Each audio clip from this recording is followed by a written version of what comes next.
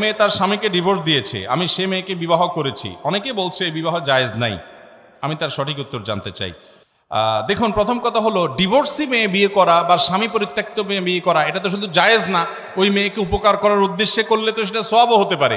কিন্তু কথা হলো যে ডিভোর্সটা শরীয়ত অনুযায়ী হয়েছে কিনা। কারণ কোনো নারী তিনি নিজের স্বামীকে তালাক দিতে পারেন না নর্মালি, কিন্তু অর্পিত তালাক যদি দেওয়া থাকে, বাংলাদেশের প্রচলিত কাবিননামার 18 নম্বর কলামে যে লেখা আছে, যদি স্বামী তার স্ত্রীর প্রতি জুলুম করে, ভরণ পোষণ না দেয়, এটা করে সেটা করে, তাহলে সেক্ষেত্রে সে নিজের প্রতি নিজে তালাক গ্রহণ করিতে পারিবে।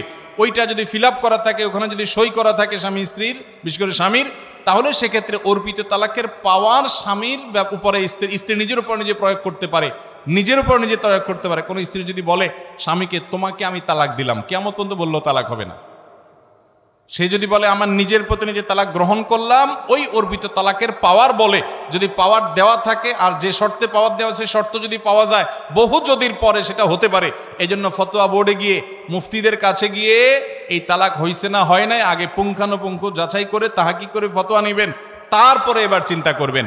এরকম যদি তালাক সত্যি হয়ে যায়, তাহলে ডিভোর্সি মেয়ে তাকে বিবাহ করলে, বিশেষ করে তার প্রতি জুলুমের কারণে সে অসহ্য হয়ে যদি সেখান থেকে বিচ্ছেদ হয়ে আসতে হয়েছে, এরকম হয়, তাহলে সেক্ষেত্রে তার উপকার করতে গিয়ে, সহায়তা দেখাতে গিয়ে আপনি বিয়ে করলে সেটা ভালো।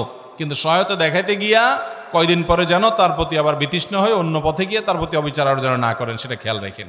অতএব এটা জায়েজ আছে। সাহাবা একরাম বহু ডিভোর্সি মেয়েকে বিয়ে করেছেন। নবী করিম সাল্লাল্লাহু আলাইহি সাল্লাম তার স্ত্রীদের মধ্যে বেশিরভাগই এরকম ছিলেন যে তাদের পূর্বের স্বামী ছিল, হয় স্বামী মারা গেছেন কিংবা তাদের সাথে বিচ্ছেদ ছাড়াছাড়ি হয়েছে।